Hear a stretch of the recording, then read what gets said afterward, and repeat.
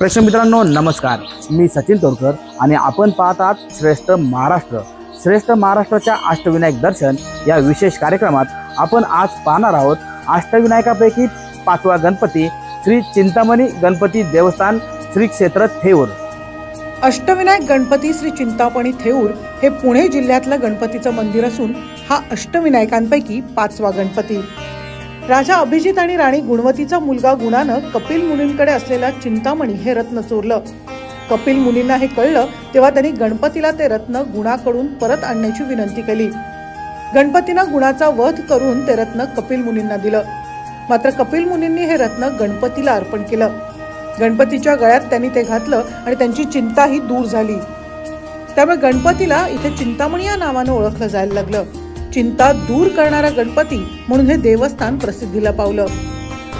थेऊरमधील बऱ्याच आख्यायिका आहेत, 4-5 पुराणं आहेत. त्यामध्ये थेऊरच्या अष्टविनायकाचा उल्लेख सापडतो.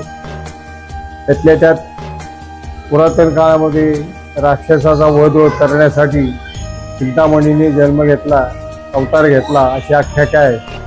आता सध्या चिंचवड देवस्थान ट्रस्टच्या अंडर इथल्या कारभार चालतो. सगळा पुजारी म्हणून आगळे बंधू आहे. श्री चिंतामणी गणपतीचं मूळ मंदिर कुणी बांधलं याचे ठोस पुरावे उपलब्ध नाहीत. चिंचवड इथल्या श्री मोरया गोसावी महाराज यांनी थेऊर हे गाव इनाम असून सदर इमारतीची पुनर्बांधणी मोरया यांचे नातू श्री धरणीधर महाराज देव यांनी बांधलं. 100 वर्षानंतर पेशव्यांनी इथे भव्य आणि आकर्षक असं मंदिर आणि सभागृह बांधलं. युरोपियांकडून पेशव्यांना पितळाच्या 2 मोठ्या घंटा मिळाल्या. त्यातली एक महाडला असून दुसरी इथे आहे. मंदिरातली मूर्ती स्वयंभू असून डाव्या सोंडेची आसन घातलेली पूर्वाभिमुख आहे.